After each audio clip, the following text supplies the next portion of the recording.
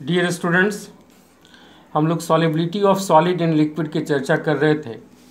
उसमें मुझे लगा कि कुछ और इम्पॉर्टेंट बात इसमें बताई जानी चाहिए, क्योंकि सॉलिबिलिटी से क्वेश्चन हर एक बार आईआईटी मेडिकल में पूछा जाता है।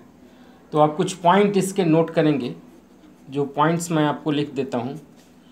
पहला पॉइंट ये है, all nitrates are soluble in water. All nitrates are soluble in water। और nitrates are soluble in water, यहाँ वाटर आप समझेंगे। दूसरा, acetate, all acetates are soluble। All acetates are soluble। All acetates are soluble। All chloride, bromide, iodide are soluble except those of are soluble। इसमें exception हो जाएगा, soluble in water, exception except silver का chloride Ag plus and PbCl2 Pb2 plus and Ag2SO4 and Hg2SO4 are sparingly soluble।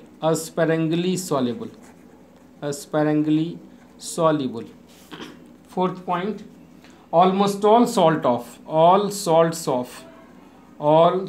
of sodium, potassium and ammonium are soluble। Fifth point आप ये याद रखें, all normal carbonates and phosphates are insoluble except those of group 1 element। normal carbonate and phosphates are insoluble। normal carbonates and phosphates are insoluble except group 1 element except group 1 elements। sulfides other than those of group 1 and 2 element and ammonium sulfide are insoluble। 6 point आप याद रखें, sulfide other than group 1 and 2 elements and ammonium plus ion are insoluble। I think ये आपको काफ़ी मदद करेगा comparative exam के लिए। अब हम लोग आते हैं solubility of liquid in liquid. Solubility of liquid in liquid. Solubility of liquid in liquid. Homogeneous mixture of two liquid is the solution of this type. ये कैसे बनाएंगे? होमोजीनियस मिक्सचर, समांगी homogeneous mixture, uniform composition। two liquids are miscible in one another when the nature of liquid is chemically identical। अगर nature identical होगा यानी polar solvent में, non polar अगर है तो नॉन पोलर सॉल्वेंट में, जिसकी चर्चा हम लोग पहले भी कर चुके हैं। Like dissolves like. Further liquids are miscible if they में अंडरगो हाइड्रोजन बॉन्डिंग। अगर इस तरह की बात नहीं है तो यहाँ क्या होगा? Further liquids are soluble if they make hydrogen bonding. अब हम लोग करेंगे बात solubility of gas in liquid. Third हो गया solubility of gas in liquid. किसी गैस को लिक्विड में डिजॉल्व करना है तो पहला हो गया nature of the gas and the solvent. पहला डिपेंडेंसी हो गया nature of gas and the solvent. अब इसकी मैं बात कर दूं कि nature of gas and the solvent में, जैसे मान लो HCl गैस है, it is highly soluble in water,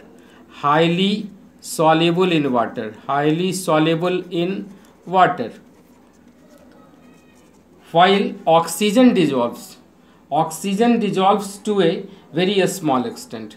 HCl gas is highly soluble in water, but oxygen dissolves very less in water. Very less in water. Bromine gas dissolves to a very large extent. Bromine dissolves large extent in carbon disulfide and CCl4 as compared to solubility in water. Bromine ज़्यादा soluble किस में होगा? CS2 और CCl4 में, but less soluble in water. Temperature दूसरा factor हो गया temperature. Solubility of gas in a liquid decreases with rise of temperature. Solubility of gas in a liquid decreases with rise in temperature. Temperature अगर बढ़ाएंगे, temperature आप बढ़ाएंगे तो उसकी solubility क्या होती है? घटती है. Because dissolution of gas. अब कारण पूछेगा क्या हो? Because dissolution of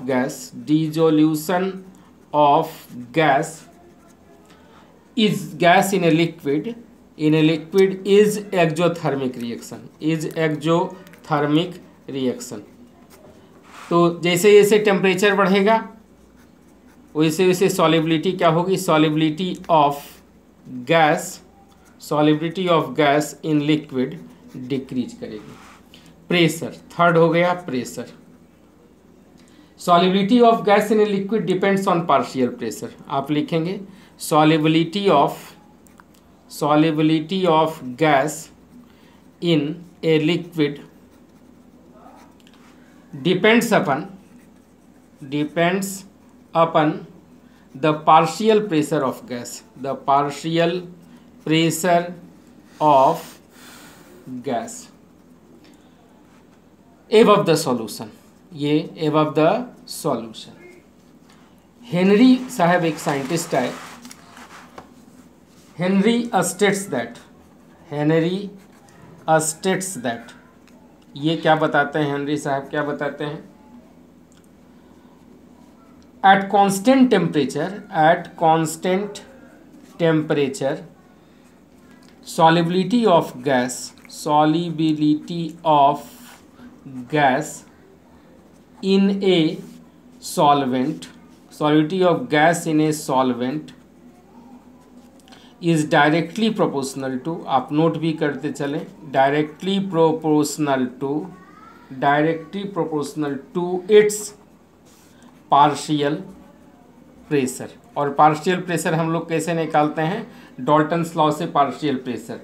in equilibrium, ये बात इंपॉर्टेंट है, in equilibrium with the solution. यानी क्या हो गया?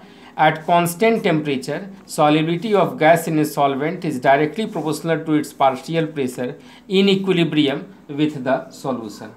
It is also given that